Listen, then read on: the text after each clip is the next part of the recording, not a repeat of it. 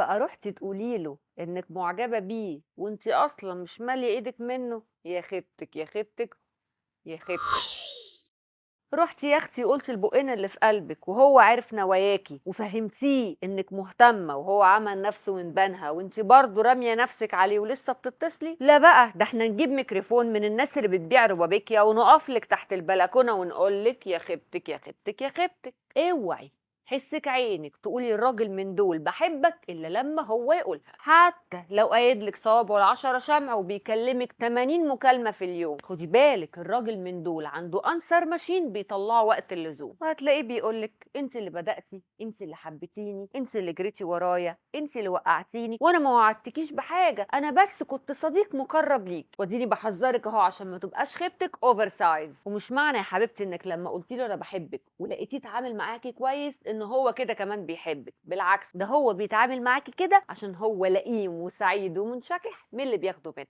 ايا كان بقى اللي بياخده منك، اهتمام، كلمه حلوه، خروجه حلوه، هديه غاليه، محسساه بقيمه نفسه. فانا بقول لك لمي يا اختي بؤجتك وامشي بكرامتك بدل ما هو يكرتك على قفاكي ويخليكي ماشيه مكسوره الخاطر، وبعد يا موكوسه ما تقعدي سنين تجري وتحفي وراه وتحبي فيه يروح رزعك على الفيسبوك واحده الحمد لله الذي تتم بنعمه الصالحات وتلاقيه خطب سكسكه بنت خالته. بس ان جينا للحق هو حقه يعمل فيكي كده واكتر، ما انت يا حبيبتي اللي راميه نفسك عليه وبايعه كرامتك. يا اختي ده حتى اللي يلاقي الدلع ولا يتدلعش، يعني واحد هيلاقي واحده بتجري وراه وتحبي بيه ومهتميه بيه وماليه فراغه هيقول لها لا؟ اجمدي يا بت وحبي نفسك وقدريها، ده الحب اللي يذل صاحبه بنقصه. وانا مش عارفه بتكلم كده وحاسه اني بقيت خالتي قوي في نفسي، بس مش مهم، ما انتوا اللي بتخرجوني عن شعوري. يا مدهوله رايحه تقولي له ان انت بتحبيه الاول ليه؟ هو انت فاكره نفسك يا اختي ساكنه في شمال لندن؟ احنا عندنا سلوينه هنا في مصر يا حبيبتي، الست تقعد هانم معززه مكرمه والراجل هو اللي يحفى وراها ويجري وراها. الحقي نفسك يا حبيبتي وما تجيش بقى تقولي لي اصل النسيان صعب،